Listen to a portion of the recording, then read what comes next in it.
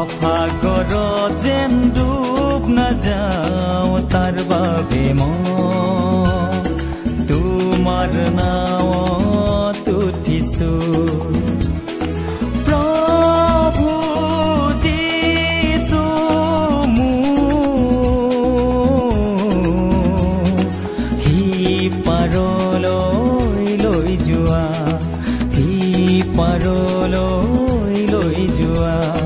পাফাগৰ যেন ডুব নাযাওঁ তাৰ বাবে মই তোমাৰ নাৱত উঠিছো।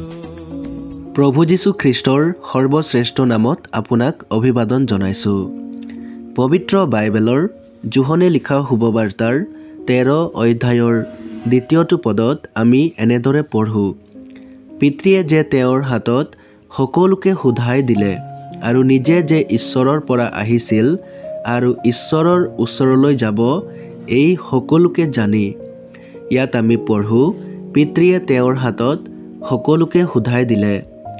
যীশুৱে এই সকলোকে জানি পিতৃ ঈশ্বৰৰ পৰিকল্পনা, পুত্ৰ ঈশ্বৰ প্ৰভু যীশু খ্ৰীষ্টৰ কাৰ্য আৰু পবিত্ৰ আত্মাৰ প্ৰকাশ, তৃতীয় ঈশ্বৰৰ কাৰ্য এনেদৰে প্ৰকাশিত হয়। পিতৃয়ে মোৰ হাতত সকলোকে সোধাই দিলে, অৰ্থাৎ প্ৰভু যীশু খ্ৰীষ্টৰ হাতত মানৱ জাতিৰ উদ্ধাৰৰ কাৰ্যক সম্পূৰ্ণ কৰাৰ সেই সময় আহি পাইছে। সকলোকে অৰ্থাৎ পিতৃয়ে প্ৰভু যীশু খ্ৰীষ্টৰ আগত আনন্দিত হ'ল, যাৰ কাৰণে তেওঁ লাজৰ বিষয়ে একো চিন্তা নকৰি ক্ৰুচৰ দুখ সহন কৰিলে। প্ৰভুৰ সেই আনন্দ কি আছিল? প্ৰভু যীশু খ্ৰীষ্টৰ বলিদানত বিশ্বাস কৰা সকলোৱে যীশুখ্ৰীষ্টক নিজৰ প্ৰভু আৰু উদ্ধাৰকৰ্তা স্বীকাৰ কৰে, তেওঁ উদ্ধাৰ পায় আৰু এয়াই প্ৰভুৰ আনন্দ।